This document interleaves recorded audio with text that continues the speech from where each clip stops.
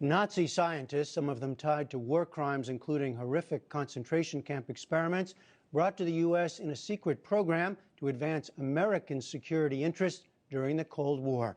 It sounds like the plot of a film drama, but it actually happened, and on a large scale. The story is told in the new book, Operation Paperclip.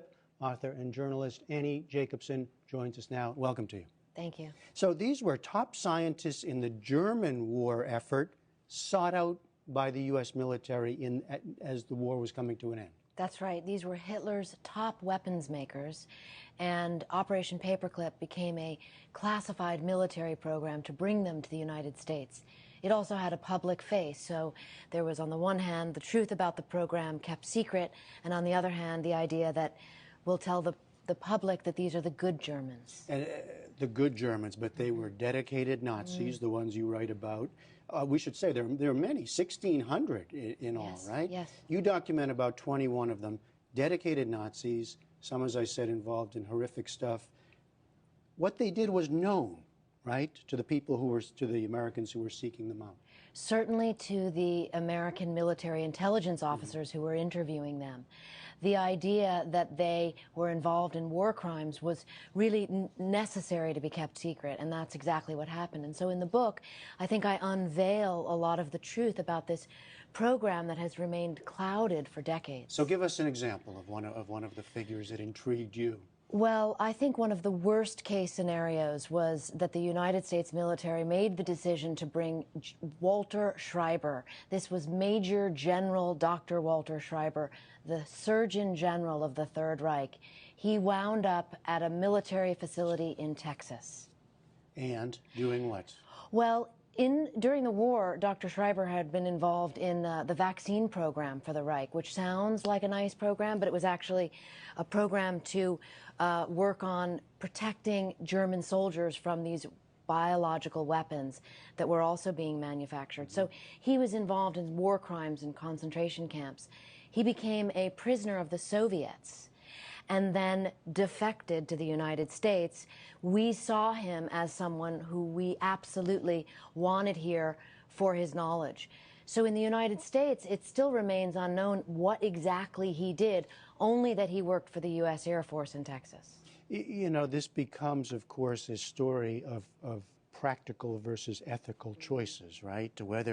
Decisions made whether to look the other way or forget about the past in order to advance and gain advantage over the Soviets, it should be said, during the Cold War. Absolutely. I mean, the Cold War got hot very quickly, and the Soviet threat was this foreboding menace. And the idea was, certainly at the Pentagon and among the Joint Chiefs of Staff who were really running this program, was if we don't get these Nazi scientists, surely the Soviets will. Was there much debate at the time about the ethics of it? Absolutely, there was a debate, and I think that's what makes the narrative so compelling, because you have some people, including high-ranking generals at the Pentagon, who are loath to work with Hitler's former scientists. And you have others who say, this must be done, and it will be done. You said we don't really know much about the case of Walter Schreiber, what he did. Some of them we do know, right? And the very famous case is, most famous, is Wernher von Braun.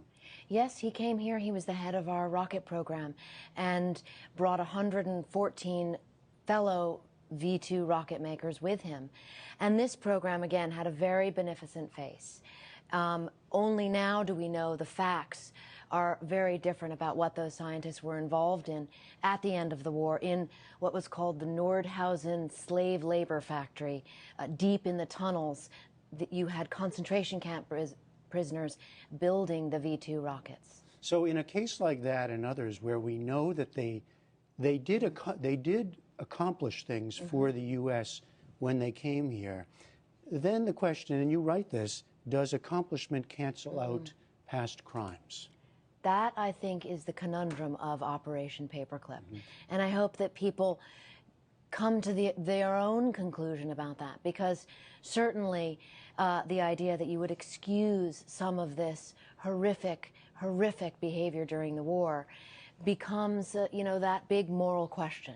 And what happened to these guys in the end? A number of them just lived out their days quite well here in the U.S. You know, the obituary for Dr. Theodore Benziger in the New York Times, I think, kind of sums it up. He died in 1999, and the New York Times lauds him as a good German scientist who's dedicated his life to the U.S. military. It leaves out the fact that he worked with Himmler very closely during the war and was actually on the original list of Nuremberg war crimes trials. And yet, he was released into U.S. custody and came to the United States. So this idea that you can just whitewash someone's past, I think, is important to look into and to investigate so that that truth can be reconciled. All right, it's a fascinating story. Operation Paperclip, the secret intelligence program that brought Nazi scientists to America. Annie Jacobsen, thanks so much. Thank you for having me.